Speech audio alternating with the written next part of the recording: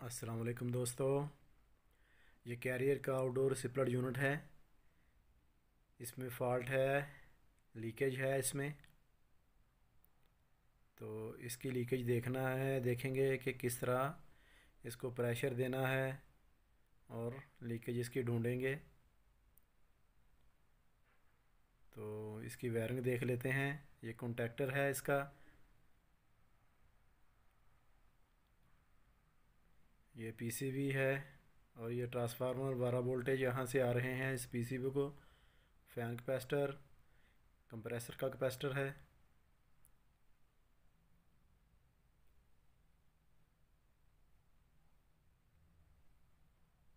तो जो इसका फ्रंट कवर है वो खोलेंगे।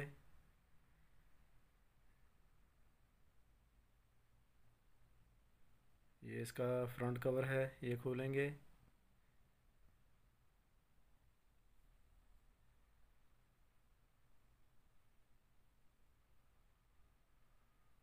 इसके बाद ये उसका बैक कवर होगा, वो भी खोलेंगे ताकि अच्छी तरह लीकेज देख सकें कि कहाँ पे है।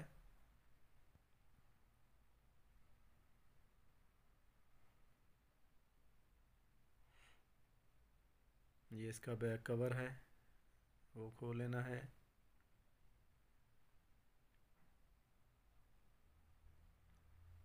तो लीकेज यहाँ कहीं पे होगी क्योंकि ऑयल काफ़ी ज़्यादा आया हुआ है, गिरा हुआ है नीचे।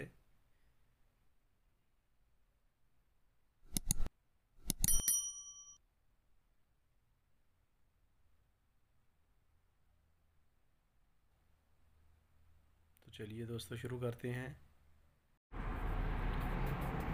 तो लीकेज चेक करने के लिए इसकी हमने जो डिस्चार्ज है इसका, ये सेक्शन है, ये डिस्चार्ज है। डिस्चार्ज को हमने बंद कर लेना है हल्की से।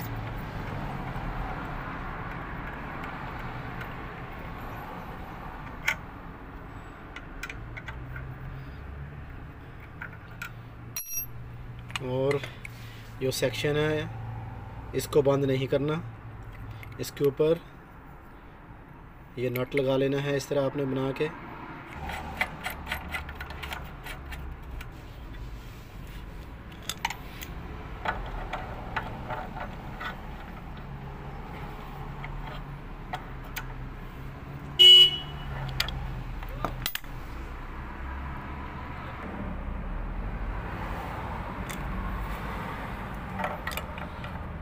अच्छी तरह टाइट कर लेंगे इसको।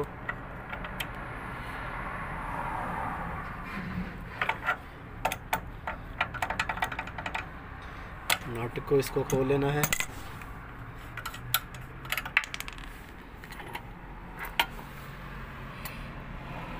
प्रेशर देंगे हाई प्रेशर गेज पे।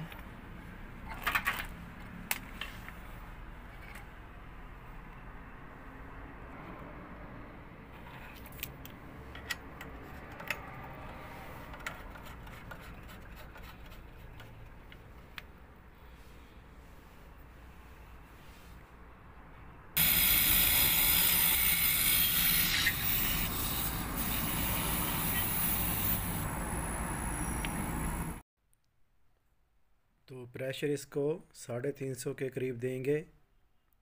350, 300 भी दे सकते हैं। 350 इसलिए कि अगर लीक कहीं बारीक सा भी हो तो हम उसको आसानी से ढूंढ सकेंगे।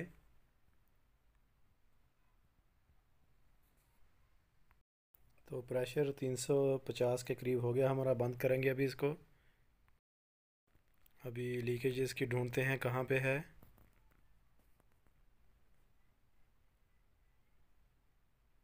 हाँ जी, तो देखें यहाँ इसका जो लीकेज है इसकी हमें मिल गई है।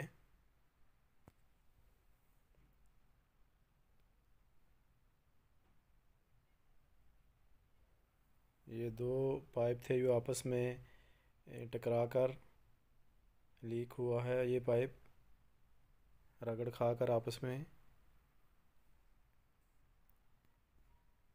अक्सर जो लीक यहाँ पे होता है वो यही वजह होती है कि पाइप आपस में अगर रगड़ खाकर वाइब्रेशन की वजह से लीकेज हो जाते हैं।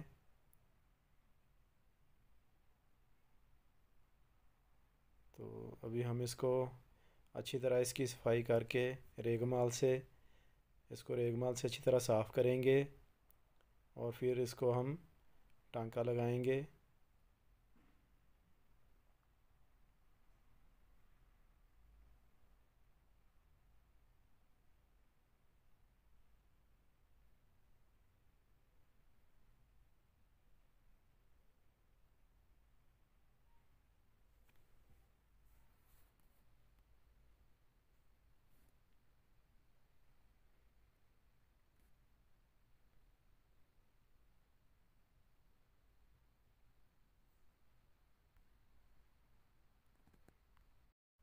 टांका लगाने के बाद दोबारा प्रेशर देकर हम लीकेज को अच्छी तरह चेक करेंगे,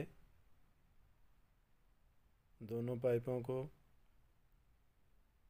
तो दोस्तों लीकेज ठीक है, लीकेज नहीं है। अब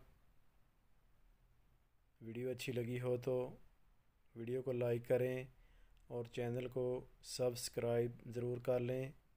वीडियो देखने का शुक्रिया दोस्तों। अस्सलाम वालेकुम।